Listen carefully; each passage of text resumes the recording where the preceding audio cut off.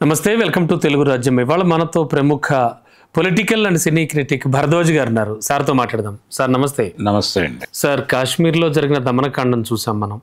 దీనికి సంబంధించి కూడా ఆల్రెడీ ఇండియన్ గవర్నమెంట్ చాలా డేరింగ్ స్టెప్స్ తీసుకోబోతోంది. అంటే ఇప్పుడు ప్రధాని మోడీ ముందున్నటువంటి సవాళ్ళు అనుకోవచ్చు, అలాగే ఆయన ఏం చేయబోతున్నారు అనుకోవచ్చు. ఈ విషయాలన్నీ ఉన్నాయి. అది కాకుండా ఇది చూస్తే కనుక అంటే చాలా వరకు కూడా చాలామంది రకరకాల భాషలు చెప్తున్నారు. అఫ్కోర్స్ భద్రతా వైఫల్యం కిందకి ఏమైనా వస్తుందా అంటే భద్రతా దళాలు మాత్రం ఏం చేస్తాయని కొంతమంది అంటున్నా. అసలు ఓవరాల్గా ఈ ఇష్యూకి సంబంధించి ఏం మాట్లాడుకోవచ్చు సార్? అంటే మోడీ గారు చాలా తెలివిగా ఇప్పుడు ఈ సంఘటనని తన రాజకీయానికి ఎలా వాడుకోవాలి అనే ప్రయత్నంలో ఉన్నాడు ఆయన ఆలోచనలో. అందులో భాగంగానే దేశంలో ఉన్నటువంటి ముస్లిం సమూహాల మీదకి ఒక అనుమానం ప్రసరింపజేశాడు. అందరి మనసులు ఇప్పుడు అటువైపుకు టర్న్ అయ్యేలాగా చేయగలిగాడు ఆయన. అలాగే పాకిస్తాన్ అనేటువంటి బూచిని మరింత పెంచి చూపించే ప్రయత్నం చేస్తున్నాడు. అయితే ఈ రెండు విషయాలు పక్కన పెట్టేస్తే నిన్న జరిగినటువంటి ఘటన దారుణమే. అంతమందిని చంపటం అనేది దుర్మార్గం, ఖండించదగినటువంటి వ్యవహారం, ఎవరూ క్షమించలేనటువంటి సందర్భమే. దానిలో ఎవరికి ఏ రకమైన అనుమానము ఉండక్కర్లేదు. అయితే ఆ పరిస్థితి రావడానికి కారణాలు ఏమిటి అనేది ఒకటి అన్వేషించాల్సినటువంటి అవసరం ఉంది. ఇప్పుడు ఎందుకు అంటే చాలా కాలంగా కాశ్మీర్ షట్ డౌన్ అయిపోయి ఉంది. అంటే గతంలో సినిమా షూటింగులు జరిగేవి అక్కడ, తర్వాత సినిమా షూటింగ్లు ఆగిపోయినాయి. అలాగే పర్యాటక ప్రదేశంగా కూడా కాశ్మీర్ జోలికి ఎవరు వెళ్ళేవారు కాదు. ఎందుకు వెళ్ళేవారు కాదు? అక్కడ ఉగ్రవాదము, హింస ఇవన్నీ ఉంటాయి, వద్దు అనుకుని వెళ్ళేవాళ్ళు కాదు. కానీ నరేంద్ర మోడీ అధికారంలోకి వచ్చిన తర్వాత ఆయన కాశ్మీర్ని నేను పూర్తి స్థాయి కంట్రోల్లోకి తీసుకొచ్చాను అని చెప్పారు. 370 ఆ సందర్భంగా అంటే ఆర్టికల్ 370 రద్దు చేయడానికంటే ముందే అక్కడ నేను ఉగ్రవాదాన్ని టోటల్గా తుడిచిపెట్టేశాను అని చెప్పాడు ఆయన. తుడిచిపెట్టడం అంటే దాన్ని ఒక నిరసన ఉద్యమం కింద చూసి అక్కడ ఉన్నటువంటి ప్రజలకి ఏం కావాలో వాళ్ళ ఆకాంక్షలు ఏంటో తెలుసుకుని వాటిని నెరవేర్చడం ద్వారా దీన్ని తుదముట్టించడం అనే కార్యక్రమం జరగలేదు అక్కడ. అంటే ప్రజల్ని సంతృప్తిపరచడం ద్వారా శాంతియుత వాతావరణం కల్పించడానికి బదులు అణిచివేత విధానాలు అనుసరించడం ద్వారా నోరు నొక్కి చంపేసి ఇక్కడ శాంతిని నెలకొల్పాను నేను అని చెప్పాడు ఆయన. చెప్పడంతో చెప్పి అంటే వాళ్ళ వ్యూహం ఏంటంటే కాశ్మీర్లో మాత్రమే నడిచేటువంటి వ్యాపారాలకి వాటికి అక్కడ అవకాశం కల్పించాలి అనే ప్రోగ్రాంలో భాగంగా కాశ్మీర్లో ఆయన యుద్ధ ప్రాతిపదిక మీద శాంతి తీసుకొచ్చాడు. తీసుకొచ్చిన తర్వాత వాళ్ళు ఎక్స్పెక్ట్ చేసినట్టుగానే అక్కడ వ్యాపారాలు మొదలైనాయి. అలాగే మల్టీప్లెక్స్లు అనేకం వచ్చినాయి. అక్కడ సినిమా వ్యాపారంతో మొదలు పెడితే రకరకాల వ్యాపారాలు మొదలైనాయి. మొదలవటం కోసమే చేసిన పని అది. అయితే ఈ అణిచివేతకి గురైనటువంటి సమూహాల్లో ఆ నిరసన అలాగే పోగుబడి పెరుగుతూ వస్తుంది. దాని ఫలితమే నిన్న మనం చూసినటువంటి హింసాత్మక ఘటన. అంటే పాకిస్తాన్ నుంచి ఎవరో వచ్చి చేసి వెళ్ళారు కాదు, ఇక్కడ లోకల్ సపోర్ట్ లేకుండా వాళ్ళు వచ్చి చేసే అవకాశం లేదు. పాకిస్తాన్ సపోర్ట్ లేకుండా లోకల్ వాళ్ళు మాత్రం ఎలా చేస్తారండి? ఇప్పుడు పాకిస్తాన్ కూడా లోకల్ సపోర్ట్ లేకుండా ఎలా చేస్తారు? ఆల్రెడీ ఒక అతను లోకల్ అతనే ఉన్నాడు అక్కడ. అవును, ఆ ఇన్సిడెంట్లో పార్టిసిపేట్ చేసింది 5 అనే చర్చ ఒకటి జరుగుతుంది. కానీ అందులో 3 కూడా ఒకడు లోకలే. అయితే ఇది పాకిస్తాన్ ప్రేరేపిత ఉగ్రవాద చర్య అనేది ఫోకస్ చేయడంతో పాటు లోకల్ పీపుల్ నుంచి ఎందుకు సపోర్ట్ వస్తుంది దీనికి, ఇలాంటి యాక్టివిటీస్కి అనేది కూడా చెక్ చేయాల్సినటువంటి అవసరం ఉంది. అంటే ఆ ఏరియాలో ఆ అణచివేతలో నుంచి ఒక చిరాకు ఉంది వాళ్ళకి. ఈ జరుగుతున్నటువంటి అభివృద్ధి మాకు సంబంధం లేదు, మమ్మల్ని తొక్కేసి మా మీద అభివృద్ధి అనే పేరుతో వీళ్ళు ఏదో చేస్తున్నారు ఇక్కడ, దీంతో మాకు ఏమాత్రము సంబంధం లేదు అనే అభిప్రాయం కాశ్మీర్లో ఉన్నటువంటి నేటివ్ పీపుల్లో ఉంది. ఆ ఉండటం అనేది రకరకాల సందర్భాల్లో బయటపడింది ఈ మధ్యకాలంలోనే. కాబట్టి కాశ్మీర్లో ఇప్పుడు జరిగిన సంఘటనని గబగబా ఒక జడ్జిమెంట్కి వచ్చేసి ఈ దేశంలో మన పొరుగునే ఉన్నటువంటి మనతో పాటు జీవిస్తున్నటువంటి ముస్లిం సమూహం మీద అనుమానాలు రేగే విధంగా వ్యవహరించటము, మాట్లాడటము ఇది కరెక్ట్ కాదు. అలాగే చాలామంది ఇమ్మీడియట్గా సర్జికల్ దాడులు జరగాలి అని మాట్లాడుతున్నారు. ఈ సర్జికల్ దాడులు చేయటానికంటే ముందు అక్కడ స్థానికంగా నిజంగా శాంతి రావాలంటే ఏం చేయాలి?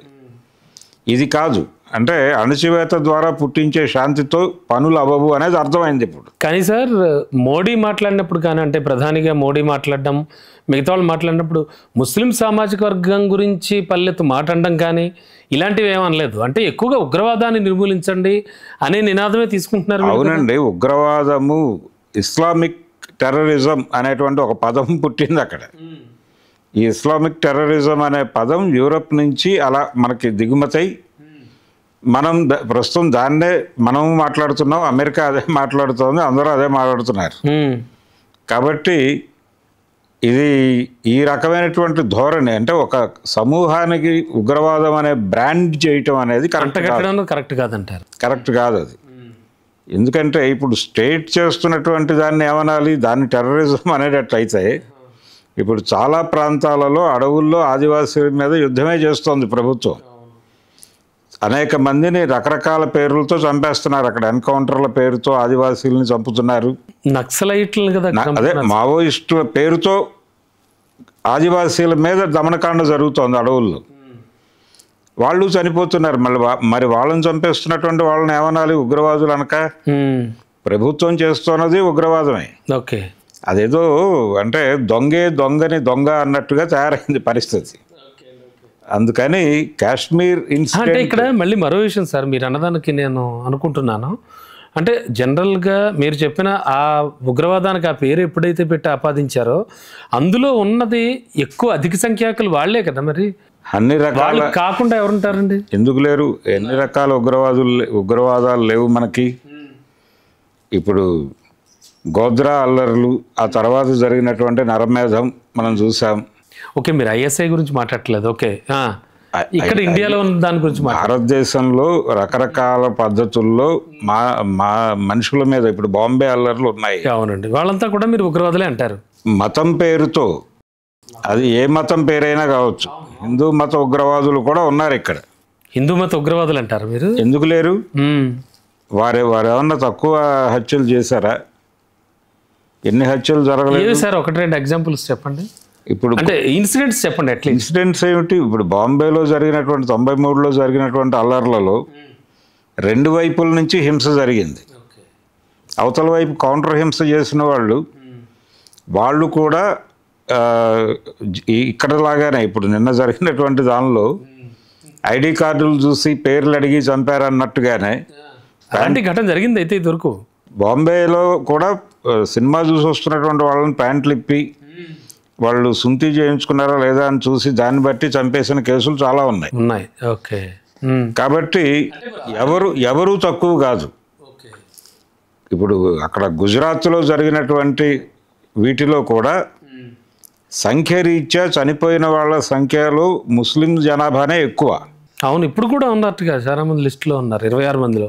అవునండి, ముస్లిం జనాభా ఎక్కువ చనిపోయింది అక్కడ. గుజరాత్లో జరిగినటువంటి హిందువులు చనిపోయారు.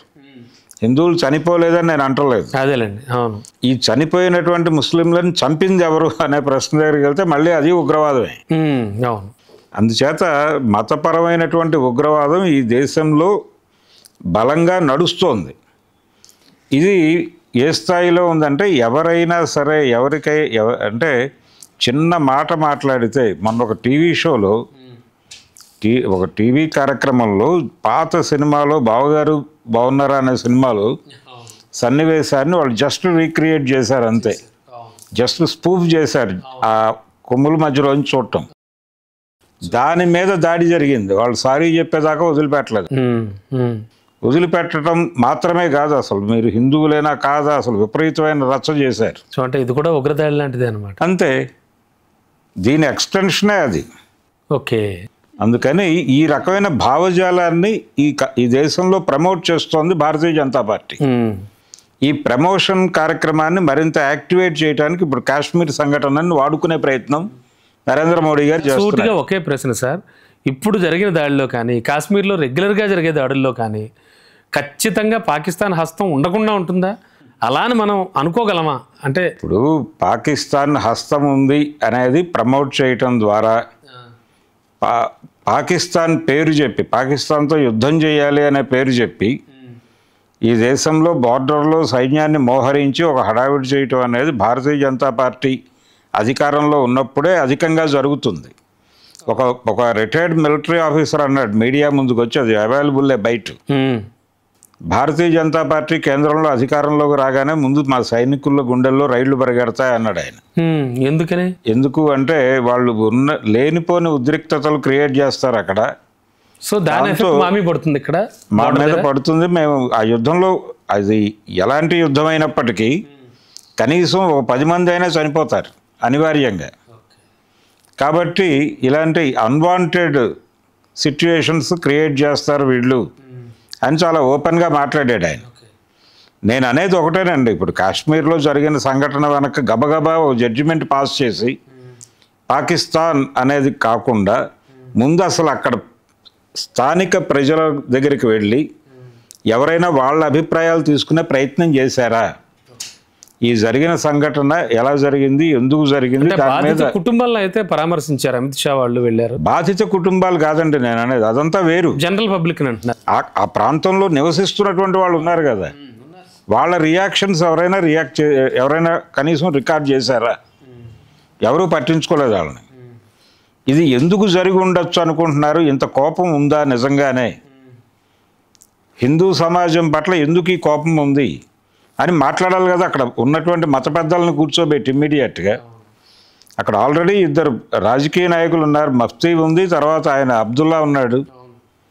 వాళ్ళిద్దరితో పాటు మిగిలిన ముస్లిం సమాజాన్ని మొత్తాన్ని కూర్చోబెట్టి ఒక డిస్కషన్, ఒక డైలాగ్ మొదలు పెట్టాలి కదా.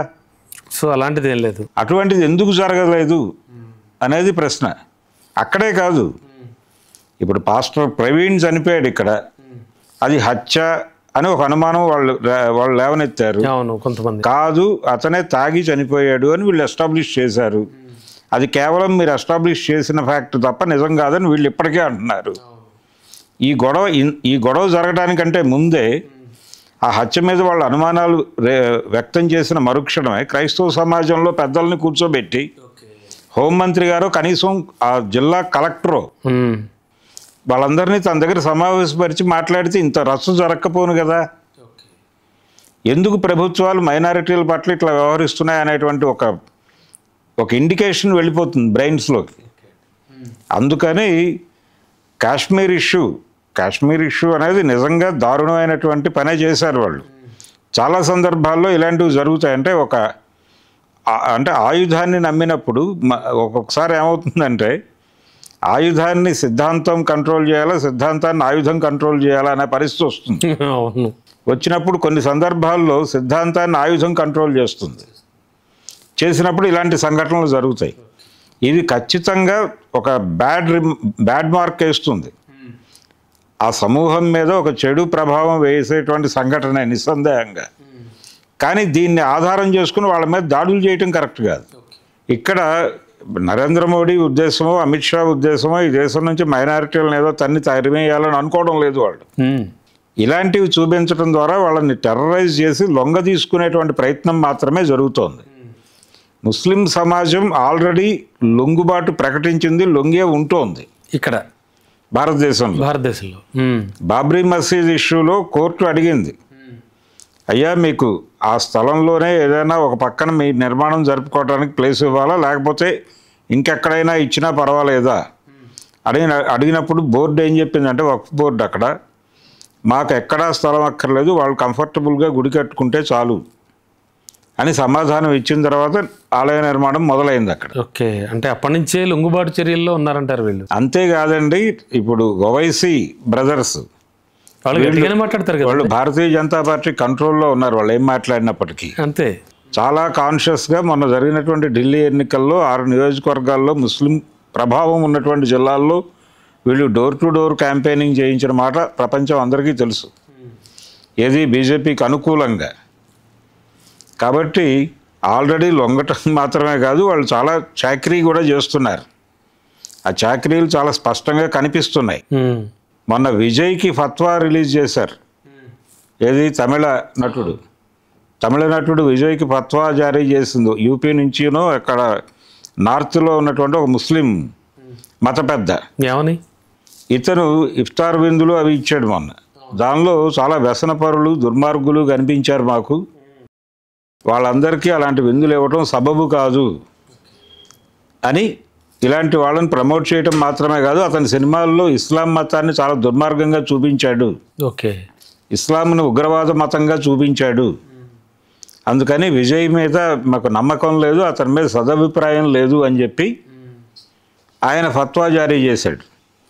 నా ఉద్దేశం ఏంటంటే ఈ ఫత్వా భారతీయ జనతా పార్టీయే రిలీజ్ ఉండొచ్చు అని. ఓకే. అంటే ఇండియాలో ఇప్పుడు బీజేపీకి ముస్లింలు వంత పాడుతున్నారంటారు. వాళ్ళతో ట్రావెల్ అవుతున్నారు వాళ్ళు అనివార్యంగా లొంగిపోవడం వలన. ఇప్పుడు విజయ్ లాంటి వాడికి సఫికేషన్ మొదలవుతుంది కదా. నేను లౌకికవాదానికి కట్టుబడి అంటే మొన్న హిందీకి సంబంధించిన గొడవ జరిగినప్పుడు ఆయన లౌకికవాదం వైపే నిలబడ్డాడు విజయ్, నిలబడ్డాడు. అలాగే బీజేపీకి అలాగే డిఎంకేకి సమాన దూరంలో ఉంటాను అని చెప్పాడు ఆయన. ఈ చెప్పిన సందర్భంలో ఇలాంటి ఫత్వాలు రిలీజ్ చేయడం ద్వారా అతన్ని భారతీయ జనతా పార్టీ వైపుకి నెట్టడం అనే కార్యక్రమం. Okay okay. ఆ వ్యూహంలో భాగంగా ఈ ఫత్వాలు జారీ చేయిస్తున్నారు వీళ్ళు, అతన్ని సఫకేట్ చేసి అటువైపుకి నడిపించాలి. ఇలాంటి అనేక కాన్స్పిరసీలు జరుగుతున్నాయి భారతీయ జనతా పార్టీ ఆధ్వర్యం. అదే ఆజ్యం పోయడం అంటారు కదా, నథింగ్ బట్ అంతే. అయితే ఇప్పుడున్న సిచ్యువేషన్లో సార్ ఈ అంటే ఇప్పుడు కేంద్రం ఏమైనా చొరవ తీసుకుని ఖచ్చితంగా ఏమైనా చేసే సిచ్యువేషన్ ఉందా? ఆల్రెడీ వాటర్ ఎఫెక్టు ఇంకా ఏవో చాలా ఒక 5 కీలకమైనటువంటి పనులు చేయడానికి కూడా డిసైడ్ అయిపోయారు. 48 గంటల్లో తిరిగి వచ్చేయండి అందరం కూడా, ఇక్కడ ఎవరు ఉండడానికి వీల్లేదని. అంటే ఇది ఎక్కడికి దారి తీస్తుంది అసలు? ఎలా ఏమనుకోవాలి దీన్ని? ఏదండి ఇండియా పాక్ మధ్యలో, ఇండియా పాక్ మధ్యలో ఒక మంట రగులుతూ ఉండాలి నిరంతరము. అది రగలటం ద్వారానే వీళ్ళ రాజకీయము నడుస్తుంది, వాళ్ళ రాజకీయము నడుస్తుంది. వాళ్ళు ఇండియా బూచిని చూపించి అక్కడ ఎమోషనలైజ్ చేస్తారు ప్రజల్ని, వీళ్ళు పాక్ బూచిని చూపించి వీళ్ళు ఎమోషనలైజ్ చేస్తారు. మరి వాట్ అబౌట్ ప్రపంచ ప్రజలు, ప్రపంచ దేశాలు? వాళ్ళు చాలా ఆసక్తిగా గమనిస్తున్నారు. కొంతమంది సపోర్ట్ చేస్తారు, కొంతమంది ఏమో కాదంటారు. ఎవరు సపోర్ట్ చేయరండి? ఇప్పుడు మొన్న జరిగినటువంటి ఇన్సిడెంట్ని అందరూ ఖండించారు. అది కాదు, ఇప్పుడు చైనా ఉంది, పాకిస్తాన్కి ఆబ్వియస్లీ సపోర్ట్ చేస్తుంది, ఆర్థికంగా కూడా ఆదుకుంటూ ఉంటుంది. చాలా సందర్భాల్లో చూసాం మనం. గతంలో అమెరికా కూడా ఆదుకుంది కదా పాకిస్తాన్ని. అమెరికా ఆదుకున్నటువంటి సందర్భాలు అనేకం ఉన్నాయి. ఆ రోజుల్లో అంటే రెండు ధృవాలు ఉన్న రోజుల్లో ప్రపంచంలో అమెరికా రష్యా అవును, అప్పట్లో 2 ధృవాలుగా ఉన్నటువంటి రోజుల్లో రష్యా ఇండియాకి అనుకూలమని, అమెరికా పాక్ అనుకూలమని చెప్పి ఆ రోజుల్లో బంగ్లాదేశ్ విముక్తి యుద్ధం జరిగిన సందర్భంలో కూడా ప్రపంచం అంతా మాట్లాడింది కదా. 60s అండి, ఎప్పుడుది? 70s లో బంగ్లా విముక్తి జరిగినప్పుడు. ఆ రెండోది ఇక్కడ దేశ విభజన, మేము ఒక దేశం ఇచ్చేసాం, మా దేశాన్ని చీల్చి ఒక మొక్క ఇచ్చేసాం ముస్లిమ్స్ కని మాట్లాడతారు చాలామంది. దేశ విభజన అంటారు. దేశ విభజన అనగానే చాలామందికి దేశాన్ని నెట్ట నిలువుగా చీల్చి ఒక మొక్క వాళ్ళకి ఇచ్చేసారేమో అనే అనుభూతి కలుగుతుంది ఈ భావావేశానికి. కానీ నిజానికి పాకిస్తాన్ అనేది పంజాబ్లో ఒక ముక్క, పంజాబ్ రాష్ట్రంలో ఒక ముక్క మాత్రమే, అంతకు మించి మరేమీ కాదు. బంగ్లాదేశ్ అనేది బెంగాల్లో ఒక ముక్క, తూర్పు బెంగాల్ అది, పశ్చిమ బెంగాల్ ఇప్పుడు మనతో ఉంది. ఓకే, ఇది పరిస్థితి. కానీ దేశ విభజన, వాళ్ళకు ఒక దేశం ఇచ్చేసాం మేము. ఇంకా ఇక్కడ ఉండటం చాలా సినిమాల్లో కూడా డైలాగులు ఉంటాయి. సరే, అయితే ఇప్పుడు ఫైనల్గా ఏం జరగబోతోంది? ఏమైనా అన్ఎక్స్పెక్టెడ్ విషయాలు జరిగే ఛాన్స్ ఉందా? ఏమీ ఉండదండి. యుద్ధ ప్రకటన ఏమీ ఉండదు. ప్రస్తుతానికంతా సర్దుమణి ఏమీ ఉండదు. కొన్ని అరెస్టులు అయితే జరుగుతాయి, కొంతమంది మీద కేసులు పెడతారు, దాంతో సంబంధం ఉన్న వాళ్ళ మీద లేని వాళ్ళ మీద కూడా కేసులు పెడతారు. తద్వారా ఆ సమూహాన్ని మరింతగా కంట్రోల్ చేసే ప్రయత్నమే జరుగుతుంది. లొంగుబాటు ఫైనల్గా దాని గురించి ఆలోచిస్తోంది బీజేపీ, అంతే. అంతకు మించి వాళ్ళు దీనిలో అంటే ఇప్పుడు ఇలాంటి చర్యలు జరిగిన సందర్భంగా అక్కడ ఉన్నటువంటి భద్రతా వ్యవస్థ అసలు అక్కడ సర్వేలెన్స్ ఎక్కడుంది, అక్కడ వాటి వైఫల్యం ఏమిటి, దాని మీద ఎలాగూ చెక్ ఉంటుంది. ఆ సందర్భంగా అధికారులు ఇలాంటి వాళ్ళ మీద కూడా వేటులు ఉంటాయి, అవి అనివార్యం. అది కరెక్షన్ ప్రోగ్రాంలో భాగంగా జరగాలి. దాంతోపాటు సమాజం మీద ఎలాంటి ప్రభావం వేయాలి అనేది కూడా వాళ్ళకు ఒక ప్రోగ్రాం ఉంది. ఆ ప్రోగ్రాం ప్రకారం చేస్తూ వీళ్ళని కొంచెం భయోత్పాతానికి గురి చేసి ఆల్రెడీ దేశవ్యాప్తంగా ముస్లింలందరూ కూడా భయపడుతున్నారు. ఇలాంటి ఇన్సిడెంట్ జరిగింది, మన ముఖాలు మనం రోడ్డు మీద వెళ్తుంటే మన పక్కింటి హిందువు మన వైపు ఎలా చూస్తాడు. అంటే అంత అన్సెక్యూర్డ్గా ఉందా ఇండియాలోనూ వాళ్ళకి? ఉందండి, అంటే కనిపించకుండా ఉంది మనసుల్లో. ఇప్పుడు ఆ మధ్య కాశ్మీర్ ఫైల్స్ అనేటువంటి సినిమా వచ్చింది. అవును, ఆ సినిమా వాస్తవ సంఘటనల ఆధారంగా తీశాను అంటాడు ఆయన, అగ్నిహోత్రి డైరెక్టర్.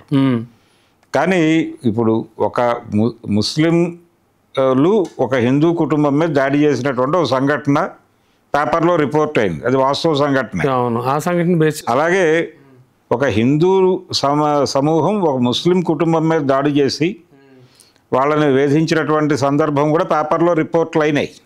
కానీ వాటిని ఎవరు తీసుకోలేదంటారు మీరు? ఇది వరుసగా 3 ఇళ్లల్లో జరిగినటువంటి ముస్లింలు జరిపిన దాడులు మాత్రమే తీసుకుని వాటిని మాత్రమే గ్లోరిఫై చేస్తూ సినిమా తీసి ఇది నేను వాస్తవ ఘటనల ఆధారంగా తీశాను, నాకు ఎవరిని ఉగ్రవాదులు అనే ఉద్దేశం లేదు అన్నాడు ఆయన. కానీ జనాల్లో కనిపించేది ఏమిటి? ఆ సినిమా చూసి బయటకు వచ్చిన వాళ్ళకి వాళ్ళ ఆఫీస్లో తన పక్క చైర్లో కూర్చున్నటువంటి ముస్లిం మీద అప్పటి వరకు ఉన్నటువంటి నమ్మకం చెదిరిపోతుంది కదా, అనుమానంగా చూడటం మొదలుపెట్టారు. విశ్వరూపం సినిమా వచ్చి అది చూసి వచ్చిన తర్వాత కూడా అప్పట్లో ఇదే వ్యాఖ్య చేశారు, గుర్తుందా మీకు? విశ్వరూపం సినిమాలో కూడా కమల్ హాసన్ ఆ వర్గం వాళ్ళందరినీ కూడా చాలా డిఫరెంట్గా చూపించాడు. బయట ఎవరినైనా సంచి పట్టుకుని వెళ్తుంటే అనుమానాస్పదంగా ఉంటుంది మనకి, అంటే చూడడానికి ఎలా ఉంటుందంటేనండి, ఇది ఇప్పుడు బెంద్రన్వాలేని చంపడం కోసం ఇందిరాగాంధీ గారు సైన్యాన్ని స్వర్ణ దేవాలయం మీదకి పంపిన సందర్భంగా వాళ్ళు బూట్ కాళ్ళతో లోపలికి వెళ్ళిపోయి నిర్దయగా లోపల ఉన్నటువంటి సంత్ బెంద్రన్వాలే ఆయనతో పాటు అక్కడ ఉన్నటువంటి ఆయనకి అంగరక్షకులుగా ఉన్న వాళ్ళందరినీ చంపేసి వచ్చేసారు. అయిపోయింది, ఆపరేషన్ బ్లూ స్టార్ అయిపోయింది అందావిడ. కానీ ఆ సందర్భంగా ఇందిరాగాంధీ మీద ప్రతీకార దాడి జరిగింది. ఎవరు చేశారు? ఆవిడ అంగరక్షకులే చేశారు. సత్వంత్ సింగ్, బియాన్ సింగ్ చేశారు. చేసిన తర్వాత మొత్తం భారతదేశంలో ప్రజలందరూ కూడా ఒక్కసారి సిక్కుల వ్యాపారాలు ఎక్కడున్నాయో అక్కడల్లా దాడులు జరిగినాయి. కనిపించిన సిక్కు వ్యాపారం, ఒక షాప్లో ఎవరైనా సిక్కు కనిపిస్తే వెళ్ళి అటాక్ చేశారు. ఎటువంటి సంబంధం లేదు, అతనికి తెలియకపోయి ఉండొచ్చు కూడా. ఇందిరాగాంధీ హత్య జరిగిందనే విషయం వాడికి తెలుసో తెలియదో, ఏదో ఒక ఆటోమొబైల్ షాప్ నడుపుకుంటూ ఉంటాడు, వెళ్ళి తగలబెట్టేశారు. ఓకే, అలాంటి ఒక రివెంజ్ ప్రోగ్రామ్. ఓకే, అలాంటివి ఎన్ని సందర్భాల్లో చూడలేదు మనం. ఇప్పుడు విజయవాడ లాంటి చోట్ల ప్రశాంతంగా ఉన్నటువంటి ప్రాంతము అనుకునే చోట కూడా, పీస్ జోన్ అనుకునే ప్రాంతంలో కూడా ఇందిరాగాంధీ గారి హత్య జరగగానే కాంధారి అనేటువంటి పంజాబీ వాళ్ళ హోటల్ మీద అటాక్ చేసి మొత్తం పాల్గొట్టేశారు. ఓకే, అలాగే నవరంగ్ టాకీస్ రోడ్లో ఆటోమొబైల్ షాప్స్ అన్నీ వాళ్ళవే, ఆ రోడ్డు తగలబెట్టారు. ఓకే, ఎక్కడో ఏదో జరిగితే ఇక్కడ స్విచ్ ఏదో అంటారు. ఓకే అండి. సో అలా అంటే ఇప్పుడు సిచ్యువేషన్ చూస్తే కనుక ఇలాంటివి ఏం జరగవు, చాలా సైలెంట్గా ఎవరికి వాళ్ళు ఊరుకుంటారు అంతే. అంటే ఒక ఇండికేషన్ వెళ్ళిపోయింది, ఆల్రెడీ వాళ్ళకి కావాల్సింది జరిగింది అంటారు. పాకిస్తాన్ మరోసారి అనుకోకుండా జరిగిన ఒక సంఘటన ఇంత అవైలబిలిటీగా మలుచుకుంటారా?